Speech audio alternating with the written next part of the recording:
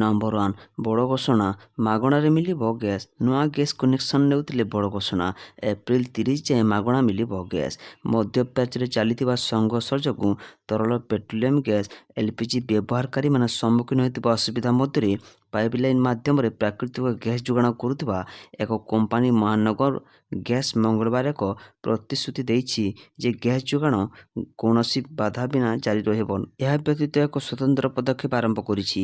Company ନୂତନ ଘରୋଇ ଗ୍ରାହକମାନଙ୍କୁ ମାଗଣା ଗ୍ୟାସ୍ ଯୋଗାଇବା ଘୋଷଣା କରିଛି। ଏକ ସରକାରୀ ବିବୃତ୍ତି ଅନୁଯାୟୀ କମ୍ପାନୀ ଯାହା ମହାରାଷ୍ଟ୍ର ଏବଂ କର୍ଣ୍ଣାଟକରେ ଗ୍ରାହକମାନଙ୍କୁ ସେବା ପ୍ରଦାନ କରେ ପାଇଁ ପ୍ରାକୃତିକ ଗ୍ୟାସ୍ ବ୍ୟବହାର କରୁଥିବା ବାଣିଜ୍ୟିକ ଗ୍ରାହକମାନଙ୍କ ପାଇଁ ପଞ୍ଜୀକରଣ ଶୁଳ୍କ ମଧ୍ୟ ଛାଡ଼ କରିଛି। ନମ୍ବର 2 ଆଜିର ସୁନା ଦର ପୁଣି ଖସିଲା। ସୁନା ଓ ରୂପାର ମୂଲ୍ୟ। ଯୁଦ୍ଧକୁ ନେଇ ଅର୍ଥନୈତିକ ଅନିଶ୍ଚିତତା ଭିତରେ ପୁଣି ଖସିଲା ସୁନା ଓ ରୂପାର ମୂଲ୍ୟ। ସୁନା ଦରରେ 40 ବର୍ଷରୁ ଅଧିକ ସମୟରେ ସବୁଠାରୁ ଖରାପ ସାପ୍ତାହିକ ହ୍ରାସ ଦେଖିବାକୁ ମିଳିଛି। ବିଶ୍ୱ ବଜାରରେ ସୁନାର ମୂଲ୍ୟ ହ୍ରାସ ଜାରି ରହିଛି। ସୋମବାର ସୁନା ଦର 3% ରୁ ଅଧିକ ଖସି 4 ମାସର ନିମ୍ନ ସ୍ତରରେ ପହଞ୍ଚିଛି। ସୁନା ଓ ରୂପା ଦର ରୂପାର ଏକ୍ସଚେଞ୍ଜ ରେଟ୍ ଫଣ୍ଡ 20% ପର୍ଯ୍ୟନ୍ତ ଖସିଛି। ଆଜି ଭାରତୀୟ ବଜାରରେ 24 କ୍ୟାରେଟ୍ ସୁନାର 1,40,350 ଟଙ୍କା ରହିଛି। ସେହିପରି 22 କ୍ୟାରେଟ୍ ସୁନା ଦର 1,28,650 ଟଙ୍କା ଛୁଇଁଛି। ସେହିପରି ରାଜଧାନୀ ଭୁବନେଶ୍ୱରରେ 24 କ୍ୟାରେଟ୍ ସୁନାର ମୂଲ୍ୟ 10 ଗ୍ରାମ ପିଛା 1,40,350 ଟଙ୍କା ରହିଥିବା ବେଳେ 22 କ୍ୟାରେଟ୍ ସୁନାର ମୂଲ୍ୟ 1,28,650 ଟଙ୍କାକୁ ପହଞ୍ଚିଛି। ଅନ୍ୟପଟେ ରୂପାର ମୂଲ୍ୟ କିଲୋ ପିଛା 2,35,000 ଟଙ୍କା ହୋଇଛି। ନମ୍ବର 3 ରେଳ ଟିକେଟ୍ ରିଫଣ୍ଡ ନିୟମରେ ବଡ଼ ପରିବର୍ତ୍ତନ। ଭାରତୀୟ ରେଳବାଇ ନିଶ୍ଚିତ ଟିକେଟ୍ ପାଇଁ ବାତିଲକରଣ ନିୟମରେ ଗୁରୁତ୍ୱପୂର୍ଣ୍ଣ ପରିବର୍ତ୍ତନ କରିଛି। ନୂତନ ନିୟମ ଅନୁଯାୟୀ ରିଫଣ୍ଡ ଏବଂ ଜରିମାନା ଏବେ ଟ୍ରେନ୍ ଛାଡ଼ିବାର କେତେ ସମୟ ପୂର୍ବରୁ ଯାତ୍ରୀ ଟିକେଟ୍ ବାତିଲ କରିଛନ୍ତି ତାହା ଉପରେ ନିର୍ଭର କରିବ। ଏହା ପ୍ରତିକ୍ରିୟା ସରଳ କରିବା ଏବଂ ସିଷ୍ଟମର ଅପବ୍ୟବହାରକୁ ରୋକିବା ପାଇଁ ଉଦ୍ଦିଷ୍ଟ। ଯଦି ପ୍ରସ୍ଥାନର 24 ଘଣ୍ଟାରୁ 8 ଘଣ୍ଟା ପୂର୍ବରୁ ଟିକେଟ୍ ବାତିଲ କରାଯାଏ ତେବେ କେବଳ 50% ଟଙ୍କା ଫେରସ୍ତ ହେବ। ଏହା ବ୍ୟତୀତ ଯଦି 72 ଘଣ୍ଟା ପୂର୍ବରୁ ଟିକେଟ୍ ବାତିଲ କରାଯାଏ ତେବେ ଯାତ୍ରୀ 75% ପର୍ଯ୍ୟନ୍ତ ରିଫଣ୍ଡ ପାଇବେ। ଏହି ନୂତନ ନିୟମଗୁଡ଼ିକ 1 ଏପ୍ରିଲରୁ 15 ଏପ୍ରିଲ ପର୍ଯ୍ୟନ୍ତ କାର୍ଯ୍ୟକାରୀ ହେବ। ପୂର୍ବରୁ ଯାତ୍ରୀମାନେ 72 ଘଣ୍ଟା କିମ୍ବା ତା'ଠାରୁ ଅଧିକ ସମୟ ପୂର୍ବରୁ ଟିକେଟ୍ ବାତିଲ କଲେ ପ୍ରାୟ ସମ୍ପୂର୍ଣ୍ଣ ଟଙ୍କା ଫେରସ୍ତ ପାଉଥିଲେ। ଯାତ୍ରୀମାନଙ୍କୁ ଆଶ୍ୱସ୍ତି ଦେବା ପାଇଁ ରେଳବାଇ ବୋର୍ଡିଂ ଷ୍ଟେସନ ପରିବର୍ତ୍ତନ କରିବା ପାଇଁ ନିୟମରେ ମଧ୍ୟ ସଂଶୋଧନ କରିଛି। ଯାତ୍ରୀମାନେ ଏବେ ନିର୍ଦ୍ଧାରିତ ପ୍ରସ୍ଥାନ ସମୟର 30 ମିନିଟ୍ ପୂର୍ବରୁ ସେମାନଙ୍କର ବୋର୍ଡିଂ ପଏଣ୍ଟ ପରିବର୍ତ୍ତନ କରିପାରିବେ। ନମ୍ବର 4 ବିଦ୍ୟୁତ୍ ଉପଭୋକ୍ତାଙ୍କ ପାଇଁ ଖୁସି ଖବର। ରାଜ୍ୟରେ ବଢ଼ିବନି ବିଦ୍ୟୁତ୍ ଦର। ବିଦ୍ୟୁତ୍ ଉପଭୋକ୍ତାଙ୍କ ପାଇଁ ଖୁସି ଖବର। ଆଉ ଗଣିବାକୁ ପଡ଼ିବନି ଅଧିକ ଟଙ୍କା। ପୂର୍ବ ବର୍ଷ ଭଳି ଅପରିବର୍ତ୍ତିତ ରହିଲା ବିଦ୍ୟୁତ୍ ଦର। 2026-27 ଆର୍ଥିକ ବର୍ଷରେ ଦର ବଢ଼ିବ ନାହିଁ। ଓଡ଼ିଶା ବିଦ୍ୟୁତ୍ ନିୟାମକ ଆୟୋଗର ସାମ୍ବାଦିକ ସମ୍ମିଳନୀରେ ସୂଚନା ଦିଆଯାଇଛି। ଟ୍ରାନ୍ସମିଶନ୍ ଚାର୍ଜ ହ୍ରାସ ହୋଇଛି। ଓପିଟିସିଏଲ୍ ଚାର୍ଜ ୟୁନିଟ୍ ପିଛା 25 ପଇସାରୁ 24 ପଇସାକୁ କମିଲା। ବଲ୍ବ ପାୱାର ଦର। ଡିସ୍କମ୍‌ଗୁଡ଼ିକ ଗ୍ରିଡ୍ କୋର୍ କିଣୁଥିବା ବିଦ୍ୟୁତ୍ ଦରରେ ସାମାନ୍ୟ 15 ପଇସା ହ୍ରାସ ଘଟିଛି। ଚତୁର୍ଥରେ ଶିଳ୍ପ ସଂସ୍ଥାକୁ ରିହାତି ଦିଆଯାଇଛି। ଅଧିକ ବିଦ୍ୟୁତ୍ ବ୍ୟବହାର କରୁଥିବା ଇଏସ୍ଟି ଶିଳ୍ପଗୁଡ଼ିକ ପାଇଁ ରିହାତି 20 ପଇସାରୁ 30 ପଇସାକୁ ବୃଦ୍ଧି ପାଇଛି। ମେଗା ଲିଫ୍ଟ ଜଳସେଚନ ଗ୍ରାହକଙ୍କ ପାଇଁ କୌଣସି ଡିମାଣ୍ଡ ଚାର୍ଜ ଲାଗିବ ନାହିଁ। ସୌରଶକ୍ତି ସମୟରେ ୟୁନିଟ୍ ପିଛା 2 ଟଙ୍କା ଓ ଅନ୍ୟ ସମୟରେ 1 ଟଙ୍କା ରିହାତି ମିଳିବ। ଘରୋଇ ଗ୍ରାହକଙ୍କୁ 4% ରିହାତି ମିଳିବ। ଯଦି ଆପଣ ସମୟ ପୂର୍ବରୁ ଅନଲାଇନରେ ସମ୍ପୂର୍ଣ୍ଣ ବିଲ୍ ପୈଠ କରନ୍ତି ତେବେ 4% ରିହାତି ପାଇବେ। ପ୍ରି ପେଡ୍ ମିଟର ବ୍ୟବହାର କରୁଥିବା ଗ୍ରାହକଙ୍କୁ ମଧ୍ୟ 4% ରିହାତି ମିଳିବ। ନମ୍ବର 5 ନୂତନ ନର୍ସିଂ ଏବଂ ରେଡିଓଗ୍ରାଫର ପଦବୀଙ୍କୁ ସ୍ୱାସ୍ଥ୍ୟ ମନ୍ତ୍ରୀଙ୍କ ଅନୁମୋଦନ। ରାଜ୍ୟର ସ୍ୱାସ୍ଥ୍ୟ ସେବାକୁ ଆହୁରି ସୁଦୃଢ଼ କରିବା ଦିଗରେ ଆଜି ଏକ ଗୁରୁତ୍ୱପୂର୍ଣ୍ଣ ପଦକ୍ଷେପ ଗ୍ରହଣ କରାଯାଇଛି। ସ୍ୱାସ୍ଥ୍ୟ ପରିବାର କଲ୍ୟାଣ ବିଭାଗ ମାନ୍ୟବର ମନ୍ତ୍ରୀ doctor Mukesh Mahalik 5,999 nursing officer ଏବଂ 240 ରେଡିଓଗ୍ରାଫରମାନଙ୍କ ପଦବୀକୁ ଅନୁମୋଦନ କରିଛନ୍ତି। ଏହି ନିଯୁକ୍ତି ମାଧ୍ୟମରେ ରାଜ୍ୟର ବିଭିନ୍ନ ସରକାରୀ ଚିକିତ୍ସାଳୟ ଓ ସ୍ୱାସ୍ଥ୍ୟ ପ୍ରତିଷ୍ଠାନଗୁଡ଼ିକରେ ମାନବ ସମ୍ପଦର ଅଭାବ କମିବା ସହିତ ରୋଗୀମାନଙ୍କୁ ଉନ୍ନତ ଏବଂ ସମୟୋପଯୋଗୀ ସେବା ଯୋଗାଇ ଦିଆଯାଇପାରିବ। ନମ୍ବର 6 ରାଜ୍ୟ ଦଳଗୁଡ଼ିକ ଡିଡି ଆକାଶବାଣୀରେ ମାଗଣାରେ ପ୍ରଚାର କରିପାରିବେ। ଦୂରଦର୍ଶନ ଅଲ୍ ଇଣ୍ଡିଆ ରେଡ଼ିଓରେ ମାଗଣା ପ୍ରସାରଣ ଟେଲିକାଷ୍ଟ ସମାଜ ପାଇଁ ନିର୍ବାଚନ କମିଶନ ଜାତୀୟ ଏବଂ ରାଜ୍ୟ ଦଳଗୁଡ଼ିକୁ ଡିଜିଟାଲ ଭାଉଚର ଜାରି କରିଛନ୍ତି। ବର୍ତ୍ତମାନ ଏହି ବ୍ୟବସ୍ଥା ମୁଖ୍ୟତଃ ଆସାମ, କେରଳ, ପୁଡୁଚେରୀ, ତାମିଲନାଡୁ ଏବଂ ପଶ୍ଚିମବଙ୍ଗ ଭଳି ନିର୍ବାଚନ ସମ୍ବନ୍ଧୀୟ ରାଜ୍ୟରେ କାର୍ଯ୍ୟକାରୀ ହେଉଛି। ସମସ୍ତ ପ୍ରମୁଖ ଦଳ ଯେପରି ଜନସାଧାରଣଙ୍କ ନିକଟରେ ସେମାନଙ୍କର ମତାମତ ପହଞ୍ଚାଇବା ପାଇଁ ସମାନ ସୁଯୋଗ ପାଆନ୍ତି, ସେଥିପାଇଁ ଜନପ୍ରତିନିଧିତ୍ୱ ଆଇନ 1951ର ଧାରା 39 ଅନୁଯାୟୀ ଏହି ସୁବିଧା ପ୍ରଦାନ କରାଯାଇଛି। ନମ୍ବର 7 ଡିଆରଡିଓ ଦ୍ୱାରା ନିର୍ମିତ ସ୍ୱଦେଶୀ ପିନାକ ରକେଟ୍ ଲଞ୍ଚର 44 ସେକେଣ୍ଡରେ 72ଟି ରକେଟ୍ ମାଡ଼ କରିବ ଭାରତ। ପ୍ରତିରକ୍ଷା ଗବେଷଣା ଏବଂ ଉନ୍ନୟନ ସଂଗଠନ ଡିଆରଡିଓ ଦ୍ୱାରା ସମ୍ପୂର୍ଣ୍ଣ ସ୍ୱଦେଶୀ ଜ୍ଞାନକୌଶଳରେ ନିର୍ମିତ Pinak multi barrel rocket launcher system ଖୁବ୍ ଶୀଘ୍ର ଯୁଦ୍ଧ ପାଇଁ ପ୍ରସ୍ତୁତ ହେଉଛି। ଏହା ଭାରତର ବଢ଼ୁଥିବା ସାମରିକ ଶକ୍ତିର ଏକ ସ୍ପଷ୍ଟ ବାର୍ତ୍ତା ଦେଉଛି। ଭଗବାନ ଶିବଙ୍କ ପୌରାଣିକ ଧନୁ ପିନାକ ନାମରେ ନାମିତ ଏହି ସିଷ୍ଟମ ଏବେ ସ୍ପିଟ୍ ଫାୟାର ପାୱାର ଏବଂ ସ୍ୱଦେଶୀ ଇଞ୍ଜିନିୟରିଂ ଏକ ଅଦ୍ଭୁତ ସମାହାର ପାଲଟିଛି। ଗୋଟିଏ ପିନାକ ରେଜିମେଣ୍ଟ ବିଶାଳ ବିନାଶକାରୀ କ୍ଷମତା ରଖିଥାଏ। ନମ୍ବର 8 ପାରାଦୀପରେ ଆରମ୍ଭ 2 ଦିନିଆ ମିଳିତ ସମରାଭ୍ୟାସ ସାଗର କବଚ 2। ମୁମ୍ବାଇ ଆତଙ୍କବାଦୀ ଆକ୍ରମଣ ପରେ ଉପକୂଳର ସୁରକ୍ଷା ପାଇଁ ଉଭୟ ରାଜ୍ୟ ସରକାର ଓ କେନ୍ଦ୍ର ସରକାରଙ୍କ ତରଫରୁ ପ୍ରତ୍ୟେକ ବର୍ଷ 2 ଥର ଆୟୋଜିତ ହେଉଛି ମିଳିତ ସମରାଭ୍ୟାସ ସାଗର କବଚ। ପାରାଦୀପରେ ଆଜି ସକାଳୁ ଜଳପଥ ସମେତ ସ୍ଥଳପଥରେ ସମରାଭ୍ୟାସ ଆରମ୍ଭ ହୋଇଯାଇଛି। ଏହି ମିଳିତ ସମରାଭ୍ୟାସରେ ଜଳପଥରେ ଆତଙ୍କବାଦୀ ଆକ୍ରମଣ ଓ ଅନୁପ୍ରବେଶକାରୀଙ୍କୁ କିପରି ପ୍ରତିରୋଧ କରାଯାଇପାରିବ, ଏହାର କଳାକୌଶଳ ପ୍ରଦର୍ଶନ। ନମ୍ବର 9 ଆଇପିଏଲ୍ 2024 ପାଇଁ ବିସିସିଆଇର ନୂଆ ନିୟମ। ମାର୍ଚ୍ଚ 28ରୁ ଆରମ୍ଭ ହେବ ଆଇପିଏଲ୍ ସିଜନ 19। ଏହା ପୂର୍ବରୁ କଠୋର ନିୟମ ଆଣିଛି ବିସିସିଆଇ 7ଟି ନୂତନ ନିୟମ ଜାରି କରିଛି। ପରିବର୍ତ୍ତିତ ନିର୍ଦ୍ଦେଶାବଳୀ ହେଲା ନୋଟିସ ଜାରି 2ଟି ସ୍ଥାନ ମିଳିବ, ଗୋଟିଏ ସାଇଟ୍ ୱିକେଟ୍ ମେନ୍ ସ୍କୋରରେ ରହିବ। କିନ୍ତୁ ମୁମ୍ବାଇ ପଡ଼ିଆରେ 2 ଦଳ ଏକା ସମୟରେ ଅଭ୍ୟାସ କରିବାକୁ ଚାହିଁଲେ ଉଭୟ ଦଳକୁ 2ଟି ଲେଖାଏଁ ଟିକେଟ୍ ଦିଆଯିବ। କୌଣସି ଖୋଲା ନେଟ୍ସ ଲାଗି ଅନୁମତି ନାହିଁ। ଯଦି ଗୋଟିଏ ଦଳର ଅଭ୍ୟାସ ଶୀଘ୍ର ସରିଯାଏ, ତେବେ ଅନ୍ୟ ଦଳକୁ ସେହି ୱିକେଟରେ ଅଭ୍ୟାସ ଲାଗି ଅନୁମତି ଦିଆଯିବନି।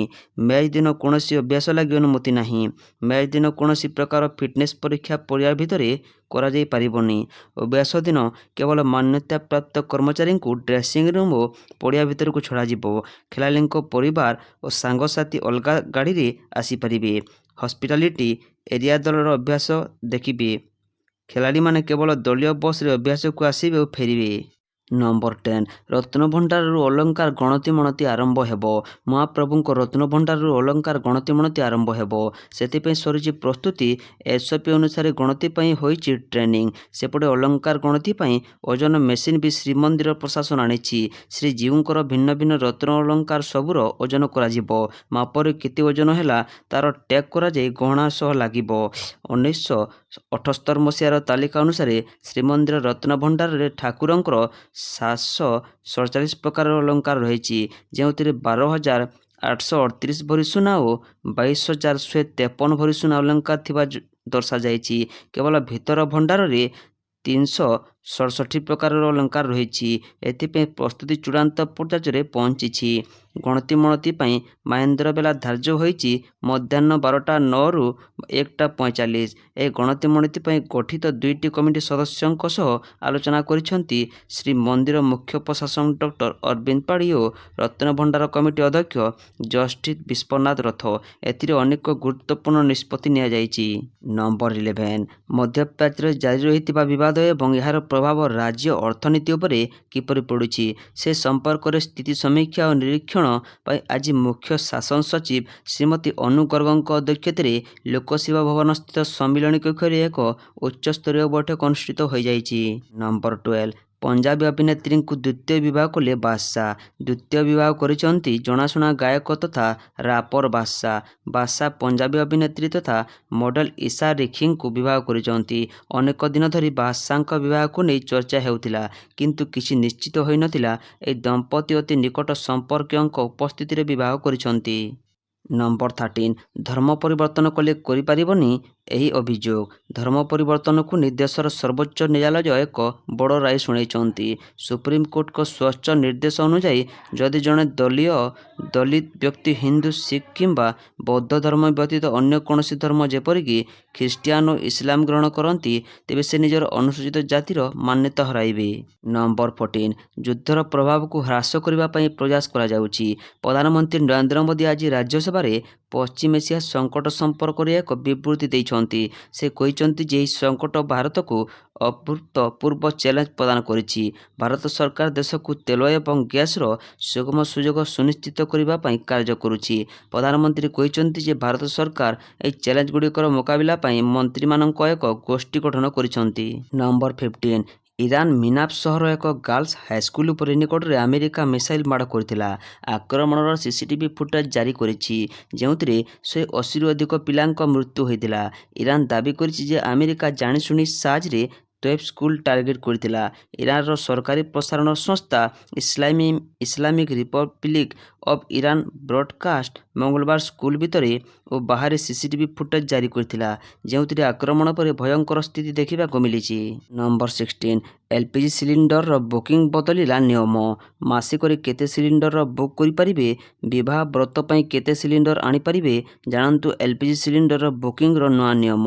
ଦେଶରେ ଏଲପିଜି ଗ୍ୟାସକୁ ନେଇ ପରିସ୍ଥିତି ଧୀରେ ଧୀରେ ବଦଳୁଛି। ଉପସାଗରିକ ରାଷ୍ଟ୍ରଗୁଡ଼ିକରେ ଚାଲିଥିବା ଉତ୍ତେଜନା ଏବଂ ଭାରତର ଗ୍ୟାସ ଯୋଗାଣକୁ ମଧ୍ୟ ପ୍ରଭାବିତ କରିବା ଆରମ୍ଭ କରିଛି। ଫଳସ୍ୱରୂପ ପ୍ରତ୍ୟେକ ଘରକୁ ଏକ ସ୍ଥିର ଏବଂ ଉପଯୁକ୍ତ ଗ୍ୟାସ ଯୋଗାଣ ଗ୍ୟାରେଣ୍ଟି ଦେବା ପାଇଁ ଡିଜାଇନ କରାଯାଇଥିବା ନୂତନ ନିୟମ କାର୍ଯ୍ୟକାରୀ କରିବା ପାଇଁ ସରକାର ଏକ ତୈଳ କମ୍ପାନୀଗୁଡ଼ିକୁ ସହଯୋଗ କରୁଛନ୍ତି। ଯଦି ଆପଣ ଗ୍ୟାସ ସିଲିଣ୍ଡର ବ୍ୟବହାର କରନ୍ତି ତେବେ ଏହି ନୂତନ ନିୟମକୁ ବୁଝିବା ଆପଣଙ୍କ ପାଇଁ ବହୁତ ଜରୁରୀ। ଗୋଟିଏ ମାସରେ କେତେ ସିଲିଣ୍ଡର ବୁକ୍ କରାଯାଇପାରିବ? Bharat petroleum corporation limited BPCL ଦ୍ୱାରା ସ୍ଥିର କରାଯାଇଥିବା ନୂତନ ନିୟମ ଅନୁଯାୟୀ ଜଣେ ମାନକ ଗ୍ରାହକଙ୍କୁ ପ୍ରତ୍ୟେକ ମାସରେ ସର୍ବାଧିକ 2ଟି ଘରୋଇ ଏଲପିଜି ସିଲିଣ୍ଡର ବୁକ୍ କରିବାର ଅନୁମତି ଦିଆଯାଇଛି। ଯଦି ଏହି ସୀମାଠାରୁ ଅଧିକ କ୍ରୟ କରିବାକୁ ଚେଷ୍ଟା କରାଯାଏ ତେବେ ସିଷ୍ଟମ ବୁକିଂକୁ ଅବରୋଧ କରିପାରେ କିମ୍ବା ଅନୁରୋଧକୁ ଅତିରିକ୍ତ ଯାଞ୍ଚ କରାଯାଇପାରେ। ବର୍ଷକରେ କେତେ ସିଲିଣ୍ଡର ଡେଲିଭରି କରାଯାଏ? ସରକାର ପ୍ରତ୍ୟେକ ଆର୍ଥିକ ବର୍ଷ ଏପ୍ରିଲ 1ରୁ ମାର୍ଚ୍ଚ 31 ପର୍ଯ୍ୟନ୍ତ 12ଟି ସବସିଡି ସିଲିଣ୍ଡର ପ୍ରଦାନ କରନ୍ତି। ଏହି କୋଟା ବ୍ୟତୀତ ଆବଶ୍ୟକତା ପଡ଼ିଲେ ଗ୍ରାହକମାନେ 3ଟି ଅଣ-ସବସିଡି ସିଲିଣ୍ଡର କ୍ରୟ କରିପାରିବେ। ତେଣୁ ଗୋଟିଏ ବର୍ଷ ମଧ୍ୟରେ ମୋଟ 15ଟି ସିଲିଣ୍ଡର ବୁକ୍ କରାଯାଇପାରିବ। ନମ୍ବର 17 6 ତାରିଖରୁ ଜିଲ୍ଲା କୋର୍ଟ ସଖାଳୁଆ। ରାଜ୍ୟର ଜିଲ୍ଲା ଦୌଜାରଣ୍ୟ ଅନ୍ୟାନ୍ୟ ନିମ୍ନ ଅଦାଲତ ସଖାଳୁଆ ହେବ। ଏପ୍ରିଲ 6ରୁ ସଖାଳୁଆ କୋର୍ଟ ନେଇ ନିର୍ଦ୍ଦେଶ। ଓଡ଼ିଶା ହାଇକୋର୍ଟଙ୍କ ପକ୍ଷରୁ ସମସ୍ତ ଜିଲ୍ଲା ଦୌରା ଜଜଙ୍କ ଏନେଇ ନୋଟିସ। ସକାଳ 7ଟାରୁ ଦିନ 1ଟା ପର୍ଯ୍ୟନ୍ତ କୋର୍ଟ କାର୍ଯ୍ୟ ଚାଲିବ। କୋରାପୁଟ ସହର ପୁରୀ ପାଇଁ ମଧ୍ୟ ସକାଳୁଆ ନିୟମ ଲାଗିବନି। ସମସ୍ତ ଜିଲ୍ଲା ଏବଂ ସେସନ୍ସ ଜଜଙ୍କୁ ଲେଖିଥିବା ଚିଠିରେ ରେଜିଷ୍ଟ୍ରାର କରିଛନ୍ତି ଯେ ରାଜ୍ୟର ସମସ୍ତ ସ୍ଥାନରେ ଥିବା ଜିଲ୍ଲା ଏବଂ ଅଧସ୍ତନ କୋର୍ଟଗୁଡ଼ିକ ସକାଳ ବୈଠକ ଏପ୍ରିଲ 6 ସୋମବାରଠାରୁ ସକାଳ 7ଟାରୁ ଅପରାହ୍ନ 1ଟା ପର୍ଯ୍ୟନ୍ତ ଆରମ୍ଭ ହେବ ଏବଂ 10 AM ରୁ 10:30 ଯାଏଁ ଅଧଘଣ୍ଟା ବିରତି ରହିବ। ନମ୍ବର 18 ରାମନବମୀରେ ଶାନ୍ତି ଶୃଙ୍ଖଳା ବଜାୟ ରଖିବା ପାଇଁ ପୋଲିସ ପ୍ରଶାସନକୁ ମୁଖ୍ୟମନ୍ତ୍ରୀଙ୍କ ଦୃଢ଼ ନିର୍ଦ୍ଦେଶ। ଆସନ୍ତା 27 ତାରିଖରେ ଶ୍ରୀରାମ ନବମୀ ଉତ୍ସବ ପାଳିତ ହେବାକୁ ଯାଉଥିବା ଅବସରରେ ଆଜି ମୁଖ୍ୟମନ୍ତ୍ରୀ ଶ୍ରୀ ମୋହନ ଚରଣ ମାଝୀ ଲୋକସେବା ଭବନରେ ଏକ ଉଚ୍ଚସ୍ତରୀୟ ବୈଠକରେ ଅଧ୍ୟକ୍ଷତା କରି ଏହି ପର୍ବ ପାଳନ ସମୟରେ ସାରା ରାଜ୍ୟରେ ଶାନ୍ତି ଶୃଙ୍ଖଳା ବଜାୟ ରଖିବା ପାଇଁ ପୋଲିସ ପ୍ରଶାସନକୁ ଦୃଢ଼ ନିର୍ଦ୍ଦେଶ ଦେଇଛନ୍ତି। ନମ୍ବର 18 ମଧ୍ୟପ୍ରାଚ୍ୟ ଯୁଦ୍ଧ ଆସନ୍ତାକାଲି ସର୍ବଦଳୀୟ ବୈଠକ ଡାକିଲେ କେନ୍ଦ୍ର ସରକାର। ପଶ୍ଚିମ ଏସିଆରେ ବୃଦ୍ଧି ପାଉଥିବା ସଙ୍କଟ ଏବଂ ଦେଶ ଉପରେ ଏହାର ସମ୍ଭାବ୍ୟ ପ୍ରଭାବ ଉପରେ ଆଲୋଚନା କରିବା ପାଇଁ ସରକାର ବୁଧବାର ଏକ ସର୍ବଦଳୀୟ ବୈଠକ ସ୍ଥିର କରିଛନ୍ତି। ଏହି ଅଞ୍ଚଳରେ ଉତ୍ତେଜନା ବୃଦ୍ଧି ପାଇବା ସହିତ ବିଶ୍ୱ ବାଣିଜ୍ୟ ଏବଂ ଶକ୍ତି ଯୋଗାଣକୁ ପ୍ରଭାବିତ କରୁଥିବାରୁ ଏହି ପଦକ୍ଷେପ ନିଆଯାଇଛି। ପୂର୍ବରୁ ପ୍ରତିରକ୍ଷା ମନ୍ତ୍ରୀ ରାଜନାଥ ସିଂଙ୍କ ଅଧ୍ୟକ୍ଷତାରେ ପରିସ୍ଥିତିର ମୂଲ୍ୟାଙ୍କନ ଏବଂ ଭାରତ ପ୍ରତିରକ୍ଷା ପ୍ରସ୍ତୁତିର ମୂଲ୍ୟାଙ୍କନ ପାଇଁ ଏକ ଉଚ୍ଚସ୍ତରୀୟ ସମୀକ୍ଷା ବୈଠକ ଅନୁଷ୍ଠିତ ହୋଇଥିଲା। ନମ୍ବର 19 ବିଜେଡି ଛାଡ଼ିବେ 14 କର୍ପୋରେଟର। କଟକ ବିଜେଡିରେ ବିଦ୍ରୋହ। ଦଳ ଛାଡ଼ିପାରନ୍ତି 14 କର୍ପୋରେଟର। ରାଜ୍ୟସଭା ନିର୍ବାଚନ ପରେ ପ୍ରଭାତ ସୌଭିକଙ୍କ କୁଶପୁତଳା ଦାହକୁ କର୍ପୋରେଟର ବିରୋଧ କରିଛନ୍ତି। 2-3 ଦିନ ଭିତରେ ଇସ୍ତଫା ଦେଇପାରନ୍ତି ଚୌଦ୍ୱାର କଟକର କର୍ପୋରେଟର। ବିଜେଡି ପକ୍ଷରୁ ଗତକାଲି ପ୍ରଭାତ ସୌଭିକଙ୍କ ହୋଇଥିଲା କୁଶପୁତଳା ଦାହ। କଟକର 53 number ward member Biswabandita Panda 55 number corporator କହିଛନ୍ତି ଯେ ଆମେ ପ୍ରଭାତ ବିଶ୍ୱାଳ ଏବଂ ସୌଭାଗ୍ୟ ବିଶ୍ୱାଳ ସହ ଅଛୁଁ। ନମ୍ବର 20 ସ୍ୱାସ୍ଥ୍ୟମନ୍ତ୍ରୀଙ୍କ ଇସ୍ତଫା ଦାବି ଦୋହରାଇଲେ ନବୀନ। ସ୍ୱାସ୍ଥ୍ୟମନ୍ତ୍ରୀଙ୍କ ଇସ୍ତଫା ଦାବି ଦୋହରାଇଲେ ବିରୋଧୀ ଦଳ ନେତା ନବୀନ ପଟ୍ଟନାୟକ। ମନ୍ତ୍ରୀ ଇସ୍ତଫା ନ ଦେବା ଯାଏଁ ପ୍ରତିବାଦ ଜାରି ରହିବ କହିଲେ ନବୀନ। ଏସ୍ସିବି ଘଟଣା ପରେ ବି କୌଣସି କେନ୍ଦ୍ରମନ୍ତ୍ରୀ ନ ଆସିବା ଏହା ଏକ ଦୁଃଖର କଥା ବୋଲି କହିଛନ୍ତି ନବୀନ। ଏପଟେ ବିଧାନସଭାରେ ବିରୋଧୀଙ୍କ ହୋହଲ୍ଲା ଚଳାଇ ଦେଉନାହାନ୍ତି ଗୃହ।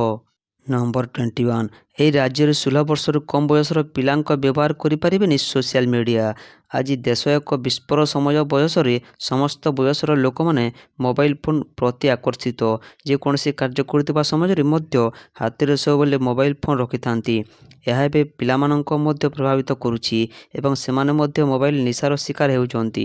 କର୍ଣ୍ଣାଟକ ସରକାର ଏପରି ସମସ୍ୟା ଉପରେ ଚିନ୍ତା ପ୍ରକାଶ କରିଛନ୍ତି ଏବଂ ନୂତନ ଡିଜିଟାଲ ଡିସ୍କ ନୀତି ପ୍ରସ୍ତୁତ କରିଛନ୍ତି।